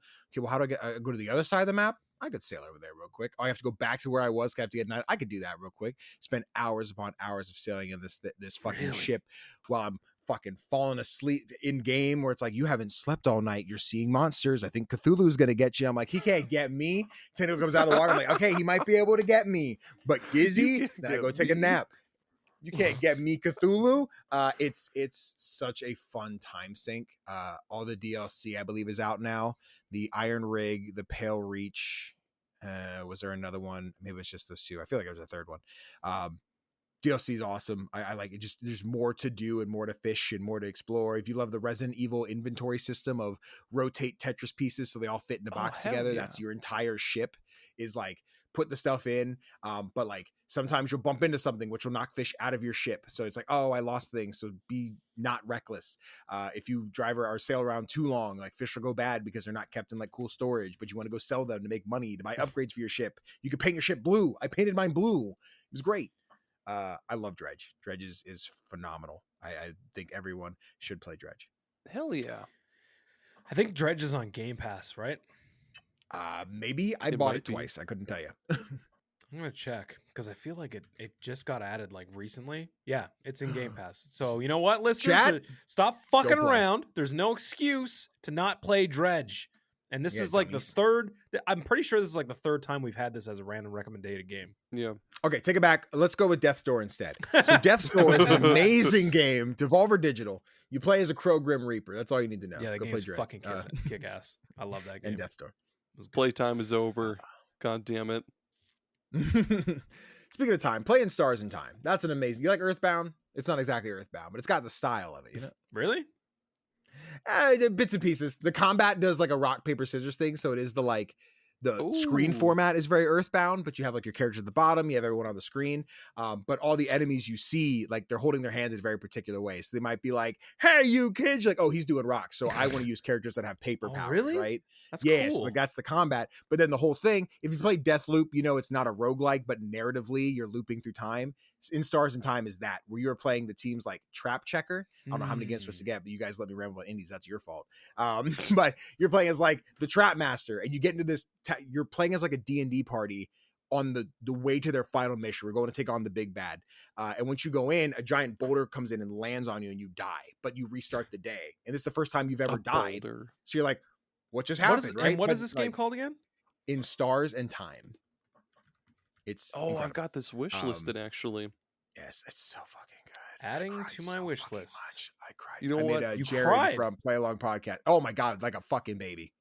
God damn, I this love is it. cool. It is so welcoming in terms of like if you have like identity crisis, sexual identity, like there's self-doubt, like every kind of thing can be covered in this game, just depending how you choose to look at it. Some are far more like in your face, this is what this person's going through, but like without spoiling towards the end, there's like a big like, okay, we're about to actually beat the game, but you have your party moments, like you're talking to everybody and everyone has their in-depth conversations with you. Fuck. And the one character has the like, hey, like I had nothing I needed you for.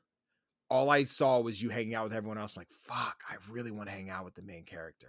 I just wanted to be like, and like, it's so much deeper than that. And then you have this whole fucking watching the stars moment. And I was fucking bawling and crying. And I wanted to give this little pixel art character a hug. It is such a fun game. Not enough. They Insert Disc just announced a new game, which I forget. It's a game about scrapbook lesbians. Truth Scrapper is the new one. Truth Scrapper. Yeah, Truth Scrappers are new. I like the other name. Awesome. I like Scrapbook Lesbians. I think that's better. Listen, that's the plot. If you want to know, it's toxic lesbians, and you're building a scrapbook. And as you go through, you kind of choose a path, and one's like, you should do this, you should do this. You kind of choose which toxic lesbian's more your speed, and you go that route. So it's really dope. I hope say that Britney as Spears is Toxic plays at least once. Listen, probably not. I'm sure they can't afford that, but yes, Dude, Stars in Time is magical. If you're in the fucking like Earthbound style, you should absolutely be checking out Knuckle Sandwich. That's on the list. I haven't gotten. I forget. I forget what came out the same time it did. This game is but it was weird one of like, and oh, whack this is way too and important to me. so much fun. Knuckle Sandwich is on the wish list. It is on the wish list. Yeah. So that's one I got to get to. Yeah. Right. Now, I'm going to make you buy a game right now. It's on sale right now. It's on the Steam summer sale, and it's called Look Outside. It is a fucking horror top-down RPG in the style of Earthbound. Okay. Oh, look at you. What is it called again? Don't Look Outside? Look Outside. Oh, Look Look Outside. Survival horror RPG set in a single apartment building. A mysterious event turns anyone who looks outside the window into grotesque monsters. Those reviews. Look at those reviews. Overwhelmingly positive. Look at that. This just came out. Yeah. I highly implore you to check this shit out. I want this. This looks sick. And it is 20% off right now. Yeah. Go now. Stop fucking around, Danny. Buy the game. What else is in my cart? Oh yeah, Phase is in the cart. And that's not even my random recommended game. My random recommended game is La-Mulana. La-Mulana? What? Wait, did I say that right? La-Mulana? La-Mulana. Yeah, I had a little bit of a little thing going on with my my mouth. Stopped working. Okay. La-Mulana. I'd heard a few times that this is like considered one of the best Metroidvanias of all time. And I was like, really? This game? Like I've heard of this game, but like I always heard such good things about it. And I was like, yeah, whatever. Like there's so many Metroidvanias. Jesus Christ. I started playing this game. Not only is this game fucking, it does not give a fuck about your feelings. This game is brutally difficult. Oh, fun. But fair. It's that type of difficult where you're like, that's on me. I could have been better. I could have been better there. But the way this game has puzzles is different from any Metroidvania I've ever played. So for starters, the controls are more geared towards old Castlevania, not new Castlevania. It feels a little stiff. Like when you jump, you can't just jump in an arc. You have to jump and like you sort of move ahead a little bit. It's a little stiff. Your whip doesn't really have a lot of reach. And it's the puzzles though. You get into this giant ruins that has like all these different like biomes and areas, but the puzzle aspect of it, and I don't really want to say too much about the puzzles because if anybody wants to check this game out, part of what grabbed me so much is how you have to really think outside the box for the puzzles. As an example, I'll just say this one because this one really frustrated me for a while. There was a point in time where like I can't remember the exact situation, but I had to open up the pause menu, which is you're using a laptop. Your character uses a laptop for the pause menu. So that's how like you go in and check your emails that you get from like different people. And you can also like add memory modules, which could be like, oh, this memory module allows you to translate like the different inscriptions on tombstones or something. So I had a point where I was like, man, I need to open up the pause menu, but like I was in this new area and I was like, what the fuck? what is wrong with my controller? Like, since I've been here, I haven't been able to open the fucking pause menu. Turns out you have to find an upgrade, or no, you have to buy an upgrade at one of the shops back at the main town that's a cover for your laptop that makes it waterproof so that you can open it when you're in water. Because you can't do that normally. Okay. So, like, That's weird cool. shit like that where I was like, fucking seriously? I gotta get a goddamn Pretty sick. laptop case? And that's just like the tip of the iceberg. Like, think that, but like it gets way more intricate and you constantly have to think outside the box. And like that's what cool. pushes the game forward is the puzzles. It's not like combat and leveling up and getting like cool new weapons and shit. It's about like it has that Indiana Jones feel to it. Like it feels like, I don't know. It's got a different feel. And I highly encourage anybody who likes a Metroidvania to go play this, because this is for sure, without a doubt, one of the greats. It's just very difficult. Yeah. Hell yeah. Very difficult. Very, very, very difficult. Very difficult. Yeah. Aaron, what do you got? My random recommended game. So you're all talking about Earthbound like RPGs. I've got like an Earthbound like RPG, a little bit of horror It's called to it. Undertale. Little known gem called Deltarune. Deltarune. No, it's Dude, I still gotta play that one yet. no, Me it's too. it's Omori. I really love this game. That's man. Omori. So it takes place in kind of two places. Like during the day you play as Sunny, and he's going through some shit in his life. I don't want to say too much because there's a lot of shit that happens, and I don't want to spoil the story. But yeah, he's going through some shit. He's really he's a sad boy, really sad. A lot of scary, spooky shit happens because of how sad he is. And then at night when he goes to sleep, you'll be in the dream world and you'll be with your friends and you're going through all these wacky adventures in the dream world, trying to find your friend Basil, and just all sorts of just wacky shit happens. Like you ride this moon man all over hell. That's your fast travel guy. The combat revolves around emotions. Like there's happy, sad, angry, and neutral, and it's got like a rock paper scissors kind of effect to it. Yeah. Where like happy is like you'll have more speed but less defense. Sad is more defense, less attack, and then angry is more attack, less defense, and then neutral is just whatever. And then each of your 4 party members specialize in different things. Like Sunny is, or not Sunny, Kel, he's like faster. He uses a ball to attack, and he can do like elemental damage and shit like that. But the story, like at first, it raises a lot of questions. Like, what the fuck is happening? Like, I need to play more to figure out what the fuck is happening. And as you learn more and more about Sunny and like the shit that's happening with his group of friends, it gets real sad and emotional. And like by the end, especially if you get the good ending, it hits you so close to home, man. I've heard that this game has fucked up people. It's one that's on the list of like those indie list of shames. I haven't played this one yet, and it's in the backlog somewhere. I just haven't got around to it. It's so fucking good, man. It'll only take you, it's an RPG, but it's only about maybe 20 hours. It's not very long at all. And the art style, dude, it's so good. The music is really fucking good too. Oh yeah. Yeah. Nice.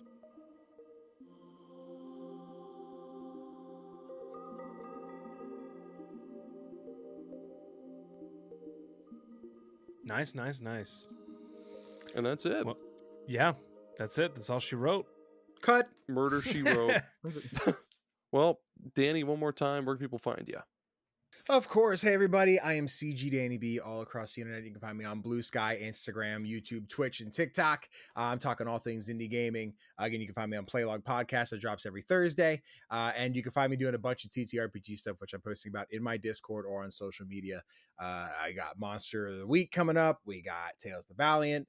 We have our Brutal Ruin, I think is the name of the systems. We did Fallout, a bunch of fun shit. We love TTRPGs, and I'm getting really good at it. People are like, "Oh my god, look at the way you act. You should be an actor." I'm like, "Oh, stop! You can't do this to me." You want to see me? I'm about to make the group cry. I don't know if it's this week, it might be next week, but it's gonna happen. We're gonna see some reveals, and I know they're gonna cry about it. So, Tales of the Valiant, be sure to check that one out. But yeah, CG Danny B everywhere. Come follow me. Hell yeah, dude. Thanks for coming on and doing this. This was a lot of fun. Of course. This was a lot of fun, man. That's it. That's everybody. Be sure to tune in. Be sure to check out superpodsaga.com for everything else about us. Go find our previous episodes and socials and Patreon and all that stuff. It's $2 or $4 a month. Just do it. But yeah, be sure to tune in next time where Gerry finally learns what Arnold Palmer is. He chugs a whole can and he just sits there and admires the old man on the can for hours and hours and bases his whole entire life off of Arnold Palmer. Have to import from Arizona. Yeah. And next time when Aaron lends me his Griffith fleshlight. Oh, never. Ooh, It's mine. You got one of those? Damn, jealous. He got it from Arizona. Okay, folks, goodbye. Bye.